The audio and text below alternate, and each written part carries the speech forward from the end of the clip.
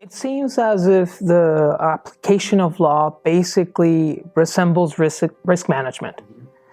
So before we go into any details, I would like to ask you to elaborate on some fundamentals of law that managers as decision makers should definitely know about.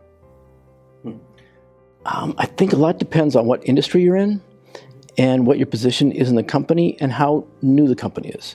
The regulations and risks that come from construction are much different than if you're operating a coffee shop. What's the chances of someone getting killed, one of your employees getting killed when they're making coffee? Not much, probably, right? Hopefully. What are the chances of someone in a construction site getting seriously injured or killed? Somewhat likely.